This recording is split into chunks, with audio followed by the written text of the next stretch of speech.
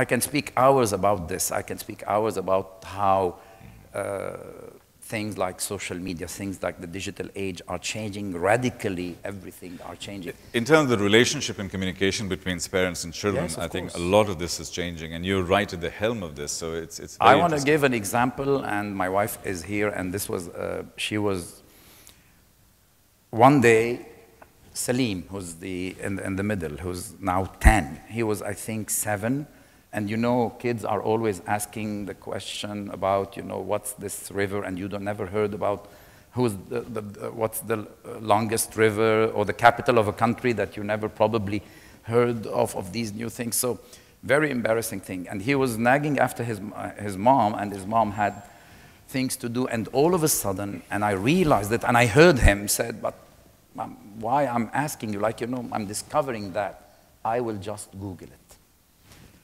At that moment, I believe this is changing the scheme of knowledge, because, you know, the scheme of knowledge, the pattern of knowledge, we learn from our parents, then we learn from the teacher at school, then we learn from, you know, we learn from mentors, we learn from the professor at the university, and authority is built on that.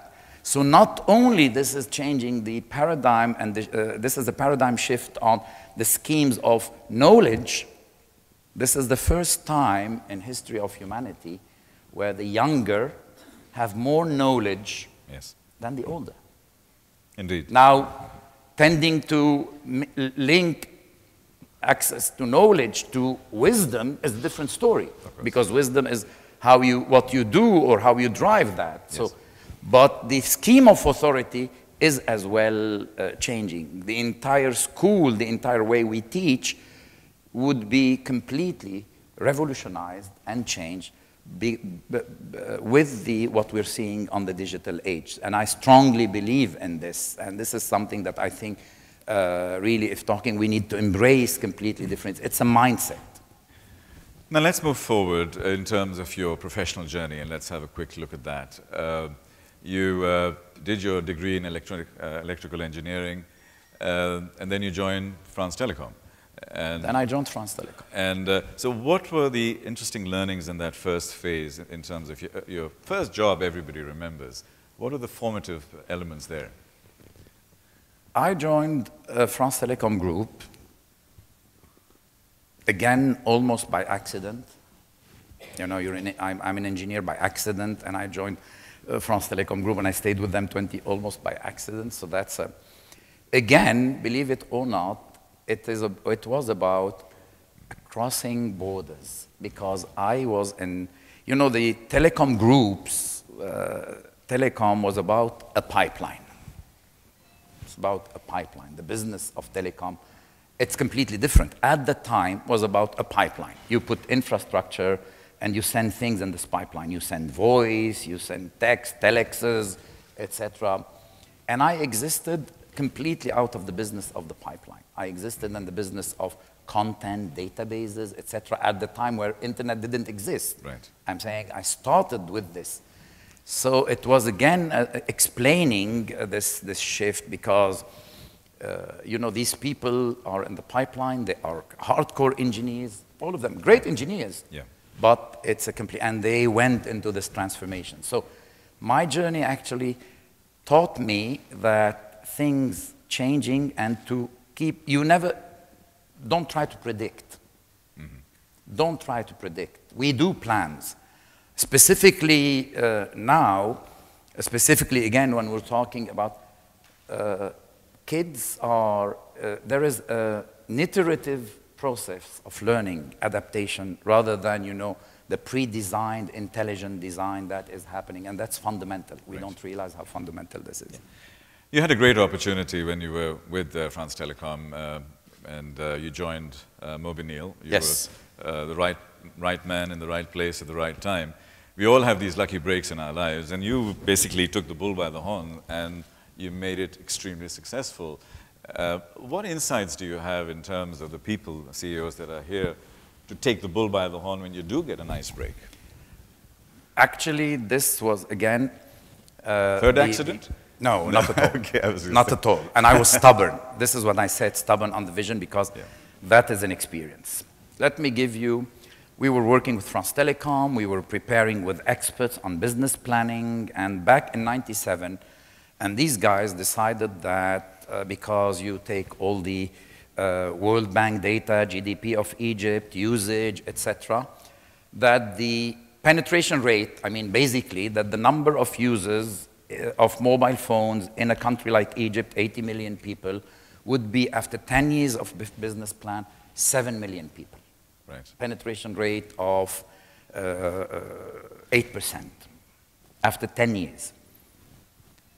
And I said, just look, I looked around me. Yes. I looked in a country like Lebanon, and where one day I was just hearing, where there was not really mobiles everywhere, and even in Europe, and I was, you know, standing in the street and somewhere, and next to me there was nothing. I didn't realize that, and a phone rings, and I looked. It was not my phone. This was, I'm talking mid-90s, 96. When you had the big bricks for phones. No, and there was this guy who was the shoe shiner, you know, with these little box where you put with little drawers.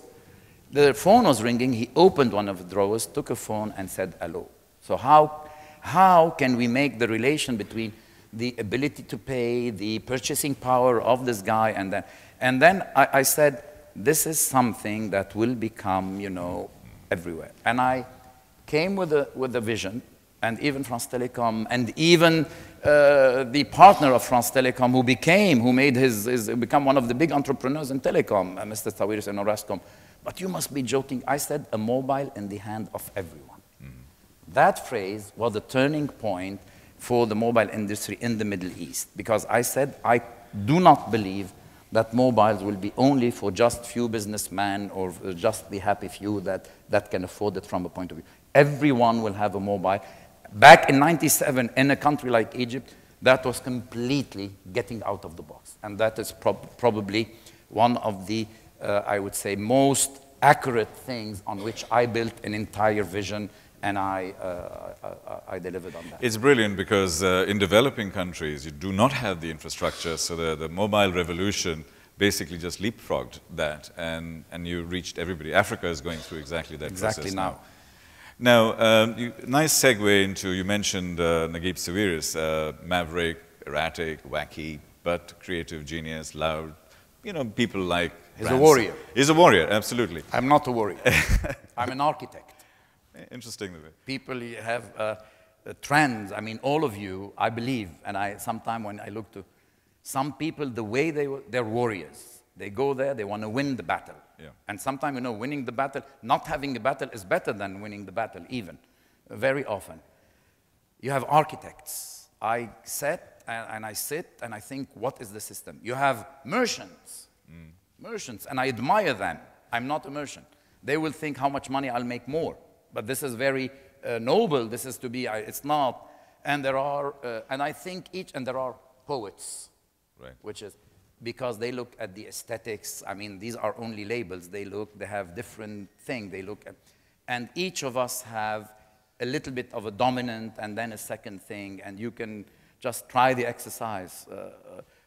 What are my main drivers in So you've defined yourself as an architect. Obviously, it comes with a lot of attributes. But before we get to that, just going back to personalities, maverick personalities, like Branson, like Prince Al-Walid bin Talal, and with Naguib Sawiris, is it more difficult and challenging working for a wacky warrior or a stable government environment?